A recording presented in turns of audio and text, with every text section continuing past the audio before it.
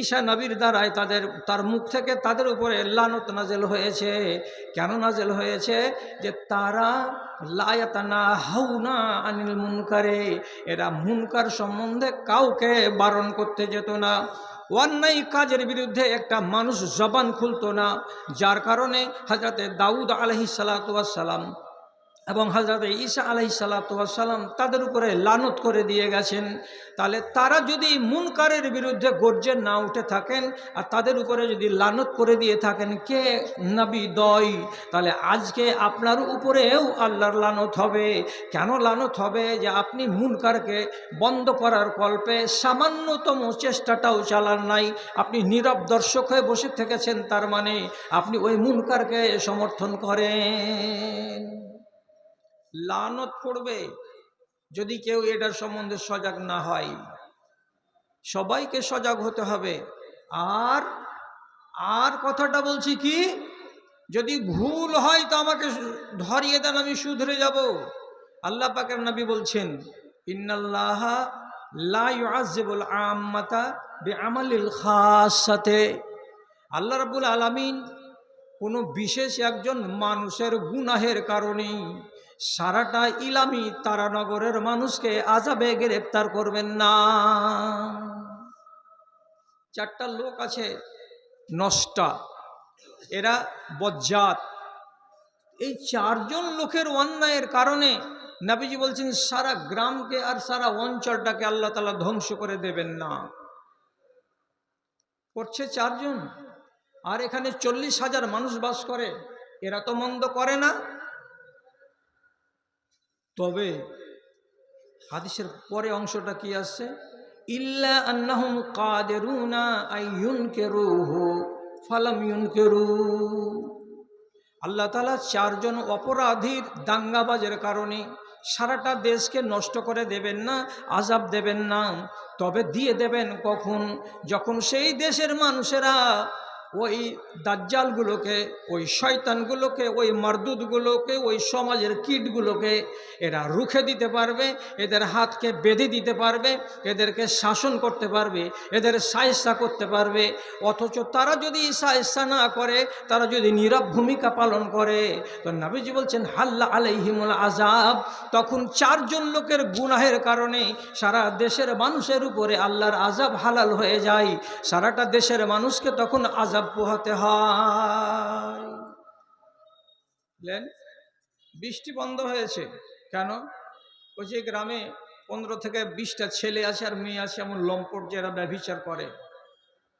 বৃষ্টি বন্ধ হয়ে গেছে কিসের জন্য?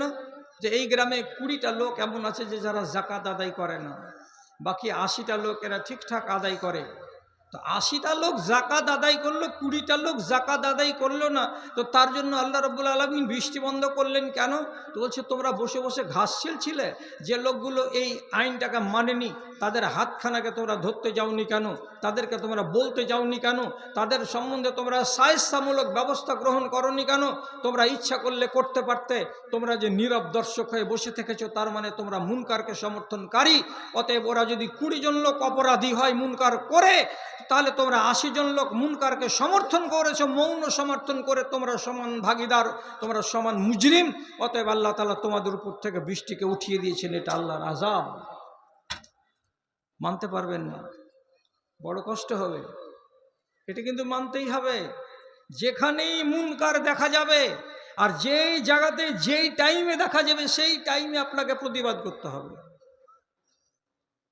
হযরত আব্দুল্লাহ বিন উমর চিরজীবন ওযু করতেন। তো উনার ওযু করার নিয়ম হলো কি, চোখের বাহিরে পানি দিয়ে ধোয়া নয়, চোখের ভিতরে পর্যন্ত পানি পৌঁছে দেওয়া, এটা উনার মশলা। কথা বুঝিয়েন ভালো করে, চোখের ভিতরে পর্যন্ত পানি পৌঁছাতে হবে, না হলে ওযু হবে না। এই জন্য তিনি প্রত্যেক ওযুর কালে চোখে পানি এমন করে চোখটাকে খুলে পানির ছিটা দিতেন, দিয়ে চোখের ভেতরে পানি পৌঁছাতেন, আর এই করে ওযু করতেন। শেষ বয়সে বেচারি 2 চোখের অন্ধ, আর দেখতে পাচ্ছেন না। তিনি হেল্পার নিলেন, সহযোগী নিলেন কাকে? একজন প্রসিদ্ধ তাবেঈ, তার নাম মুজাহিদ রাহিমাহুল্লাহকে। উনি কোনো গ্রামে যেতেন তো সাথী আছেন কে? তো মুজাহিদ।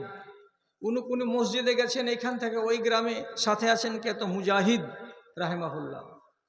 সর্বত্রই সব জায়গায় তিনি মুজাহিদ রাহেমাহুল্লাহকে সাথে করে নিয়ে সঙ্গী হিসাবে যেতেন।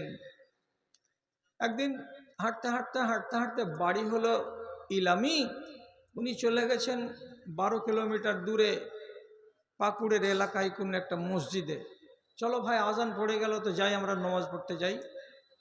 মসজিদে গিয়ে জোহরের নামাজ পড়বেন বলে অজু টজু করে ভিতরে ঢুকছেন, তো এমন সময় হঠাৎ করে একটা নতুন কানুন উনি দেখতে পেলেন। কি দেখলেন? জোহরের আজান এবং একামতের মাঝখানে নামাজটা কায়েম হবে তার মোটামুটি 5-7 মিনিট আগে একজন লোক আবার নতুন করে বলছে, আসসালাত আসসালাত, কিংবা হাইয়া আলাস সালাহ হাইয়া আলাল ফালাহ। এটাকে আরবি ভাষাতে বলা হয় তাসবিব। ফজরের আজানে আসসালাতু খায়রুম মিনান নওম, এটা স্বীকৃত। এছাড়া কোনো আজানে এইরকম শব্দ আর বলার নিয়ম নীতি রীতি হাদিস সমর্থিত নয়। আবার এইখানকার লোকেরা নতুন কানুন আবিষ্কার করেছে কি, আজান এবং ইকামাতের মাঝখানে তাসবিব করা, মানে আবার মানুষকে জোর করে ডাক দেওয়া, হাইয়া আলাস সালাহ হাইয়া আলাল ফালাহ। আজানের পরে আবার এই দুটো বাক্য বলে মানুষকে সচেতন করা, সাবধান করা, এটা তো হাদিস সম্মত নয়। তাহলে এই মুনকার হচ্ছে কোথায়? তো এই মসজিদে। এখন উনি একটা কানা মানুষ, সাথে আছে একটা লোক, এতগুলো মানুষ যারা এই আকীদায় বিশ্বাসী, তাদেরকে কি উনি আটকাতে পারবেন? তিনি সাথে সাথে মুজাহিদ সাথীকে ডেকে বলছেন, উখরুজ বিনা মিন হাযাল মসজিদে ফাইন্না হাউলায়ে মুবতাদিউন। ও আমার সাথী, আমার পথ প্রদর্শক মুজাহিদ, চলো উঠো এখান থেকে, আমার হাতটাকে ধরো আর রাস্তা দেখিয়ে আমাকে মসজিদের বাইরে নিয়ে চলো। এখানে আমরা আর জোহরের নামাজ পড়ব না। কেন পড়বেন না হযরত, কেন পড়বেন না? তো তিনি বলছেন, এই লোকগুলো হলো বিদাতি। কেন?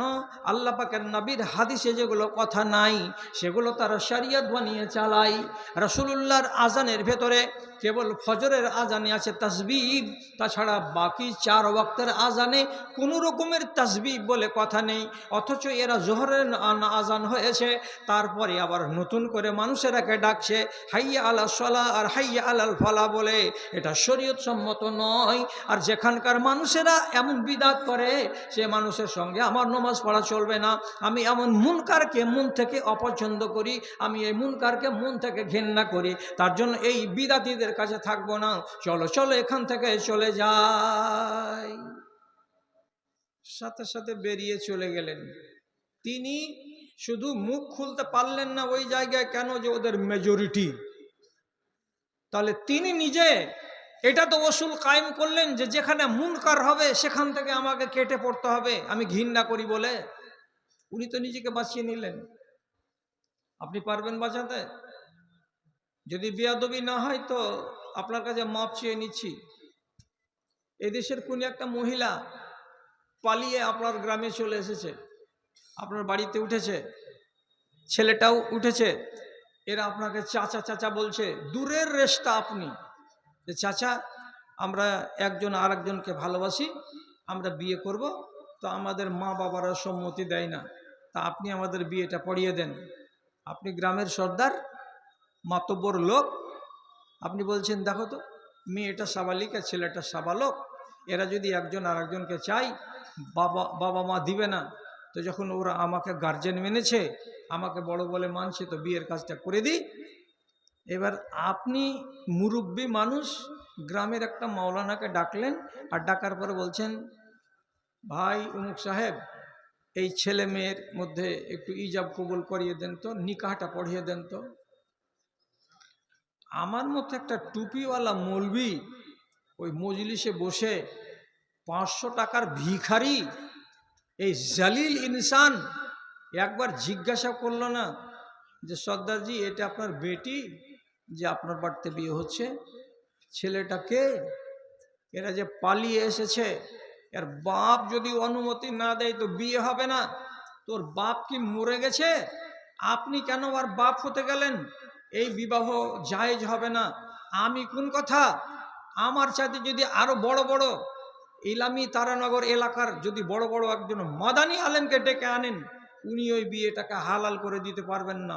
আমি বিয়ে পড়াবো না, না আমার নিজের ইমানকে আমি বিক্রি করব না। এই কথাটা বলে কোনো একটা আলেমের বেটা আলেম ওই মজলিস থেকে নিজেকে সরিয়ে নিতে পেরেছেন বা পারবেন? পারে না। কেন? তোর হালাল হবে না হারাম হবে, আয়াত 3টা পড়ে দেবো, ইজাব কবুল করিয়ে দেবো, 1000টা টাকা পাবো, বিহাটা রাইতের, এটা বিয়া হলো হুড়ের বিয়া। এই 1000টা টাকা কে ছাড়ে? পকেটে ভরে নিলাম, হাসতে হাসতে চলে নিলাম। আপনি মুনকারকে চিনলেন না?